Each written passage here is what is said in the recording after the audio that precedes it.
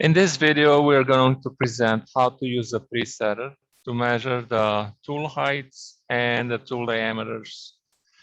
Before using the presetter, we use a master gauge. It looks like this, and we set our zeros for Z and X on the presetter. So after calibrating the presetter, we're taking tools that we want to measure. And for lab number 6, we use a 1/2-inch end mill, and we put it in. And then, as you can see on the screen, we can see the profile of the tool, and we can move on Z-axis until we find the top of the tool. When we are doing that, a good idea is to turn the tool all around to find the edge, which is basically here on this line. And you can see the diameter of this tool is almost 1/2 inch, and the length is 4.189. So if you want to round up, it's 4.190, and that's the value that we have to enter in our tool offset page for tool number 1.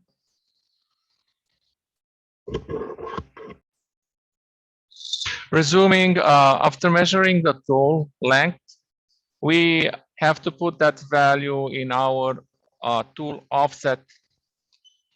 So on the display page, we have all the tools length. So this would be tool number 1. And then tool number 1, we just entered the value for the tool height, which was 4.190. And for overriding, we have to press F1. Now we have the tool length for 1/2 inch end mill ready, set in the machine.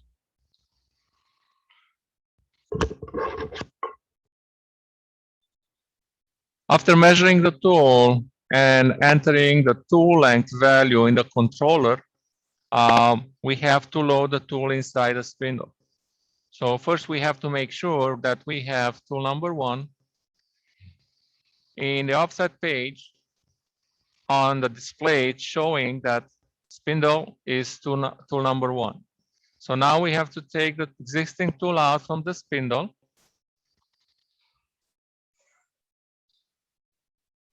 We have to remove it.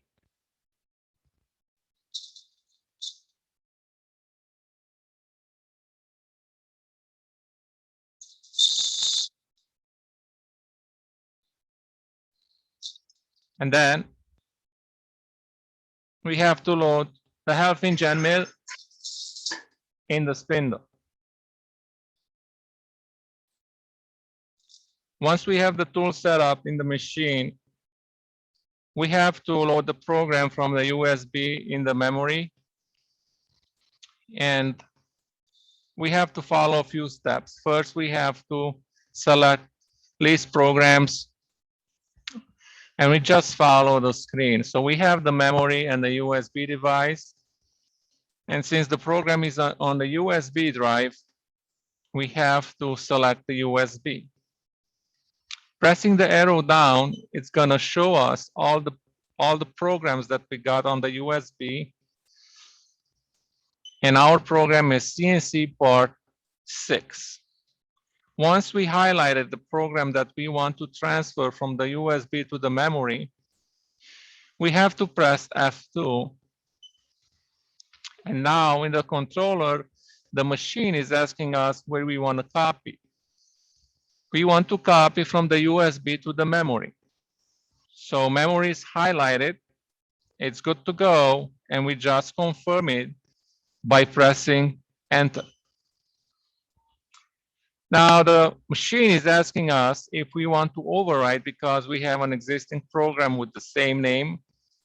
And I would say that this time we press Y for yes. Then we have to go back in the memory page to make sure the program was transferred.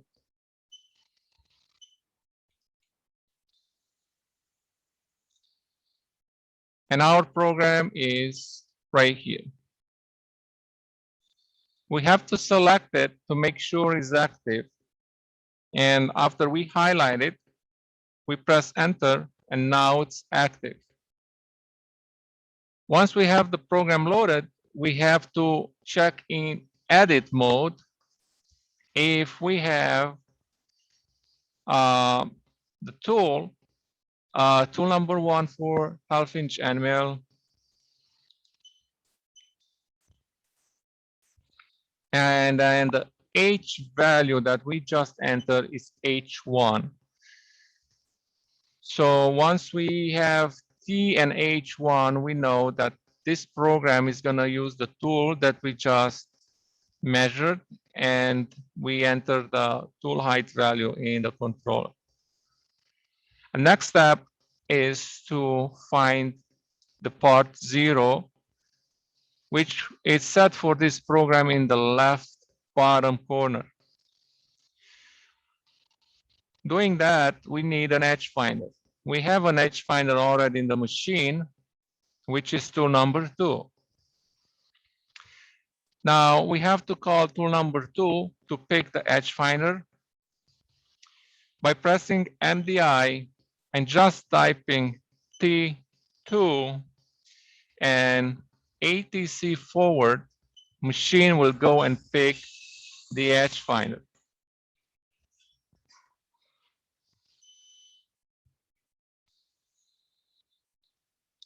Now we have in the spindle the edge finder, and we have to select handle jog and x-axis.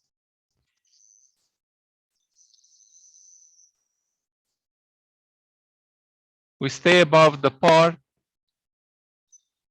and we close in the position to find our X first. We drop down on Z, and usually we go towards the center of the part, and then on X we close. Try to get as close as possible to the part, and now is the time when we have to start the spindle. In MDI, we can define what spindle speed we want to use for the edge finder. In order to do that, we type S600 because we want to use 600 RPM. And M3 means start spindle clockwise orientation. Once we enter this short program in MDI, now we can start the spindle by pressing cycle start. Machine will execute the command we just entered in MDI. Because now we are in MDI mode, we have to go back in handle jog, and with 10,000 increment, slowly with the handle jog, I'm getting really close. And then I switch to 1,000 increment. Now the edge finder starts to wobble more. This means we find the edge of the block. We can stop the spindle by pressing reset. And now in the controller, we have to set our G54. By pressing one more time offset, now we switch from the tool offset to work 0 offsets. And we have to scroll down to G54. In G54, we have to highlight which axis we want to set. In this case is X-axis. Once it's highlighted, we have here part 0 set key that needs to be pressed, and now we just enter the value for our edge of the block, but we have to go back and compensate because the edge finder diameter is 200 diameter. So if it's 200 diameter, we have to compensate 100 thousandths. In X column for G54, we have to compensate 100 thousandths in the positive direction. And in input, you see it's 0.1. And when we press enter, the G54 x-axis is adjusted and we just compensated for the edge finder. Exactly same thing we're gonna do for the y-axis. Going back in handle jog mode, we move with our edge finder away from the part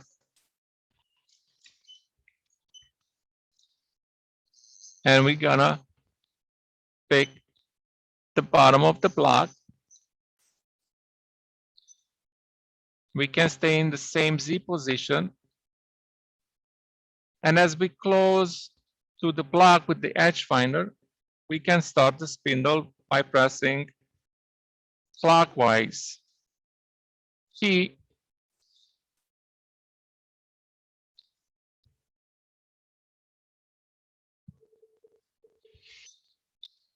As we close to the block, the bottom of the part,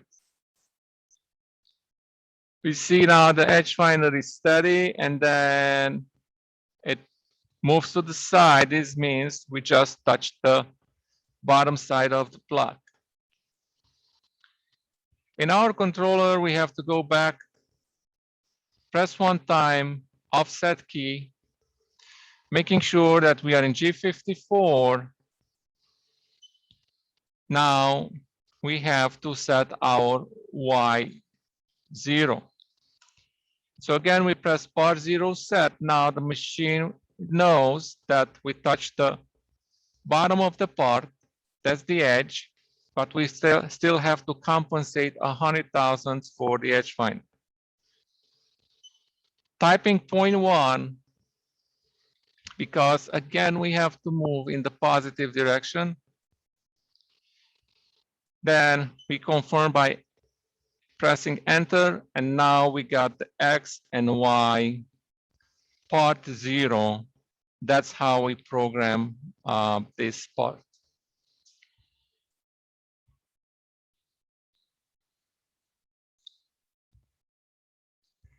After setting up X and Y work 0 offset for this lab, now we have to set the Z axis. And right now it's 0. So we would have to do a couple of things. First, we have to pick up the tool that we just measured in our presetter, which is tool number 1.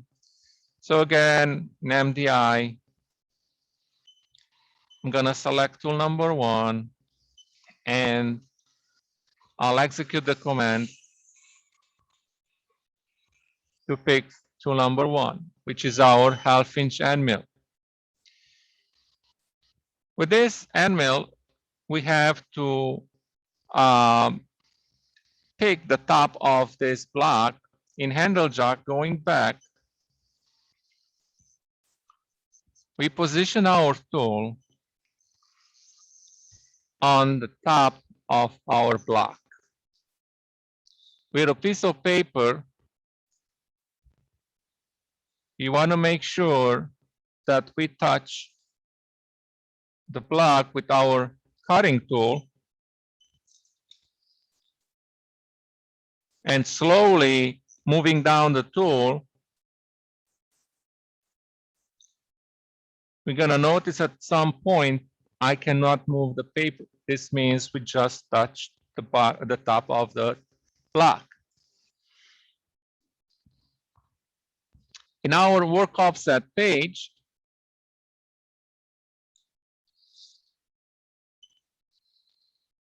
I have to highlight the Z-axis, and now I have to tell the machine this is our part 0 set.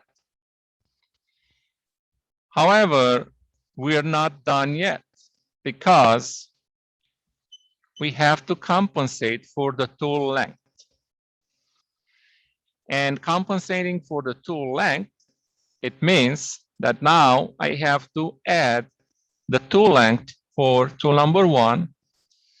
So minus 4.190. That's our tool length for half-inch end mill. The difference is that if I press F1, it's going to overwrite, and that's not what I want to do. I just want to add the tool length to our work 0 offset. So we have to press enter. Now both values were added and we got our part 0 on the top of the block.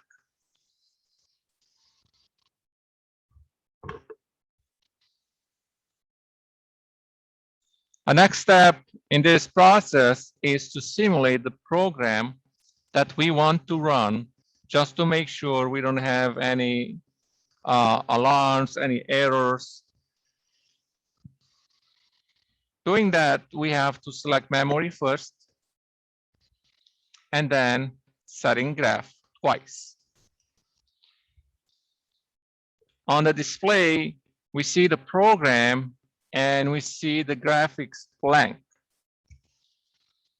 We can run it, this program, we can run it in single block or without single block. If we choose to run it with single block, what's going to happen, machine will execute one block at a time. So every time we press cycle start, the machine is executing just one line at a time.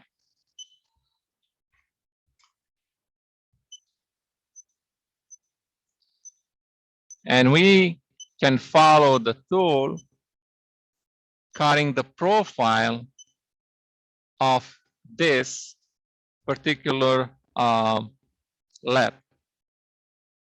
Of course, we can make some adjustments because we don't see the whole profile. So in order to do that, we have to press F2 one time. After pressing the F2, we have a small window here.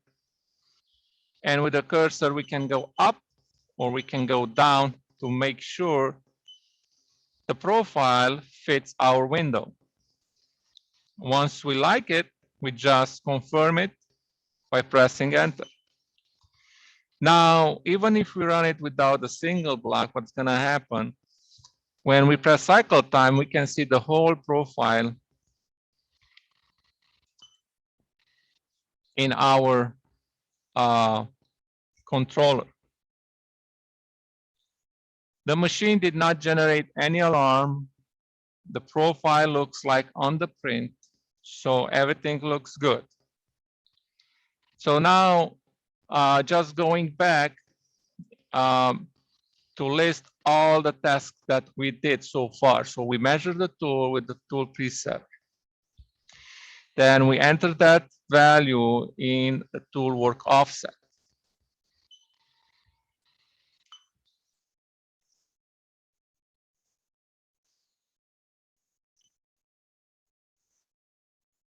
After entering the value of the tool length in the tool offset page, we pick our X, Y, and Z axis part 0 as this part was programmed. Then we copied the program from the USB into the memory, and we simulated in the controller to make sure that everything was running good. Now we're ready to run this part.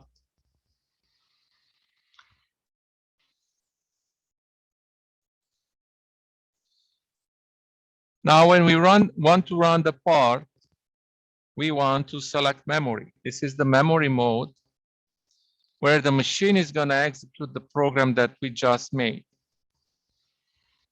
In the beginning, because this is the first run, we have to be careful and use single block. and our rapid mode will be only 25%. Every time we hit cycle time, machine will run one block at a time.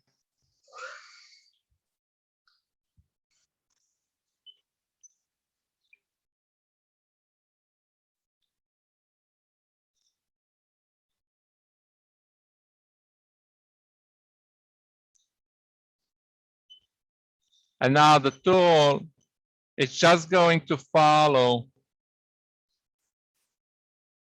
all the commands that we put in our program. It's moving on all axes, X and Y, cutting the shape and the profile of this part using feed rate 10 inches per minute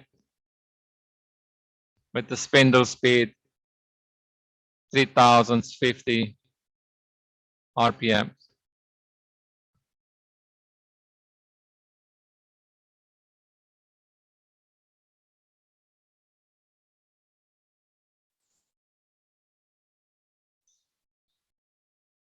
And this is the end of the program. We just machine the first part.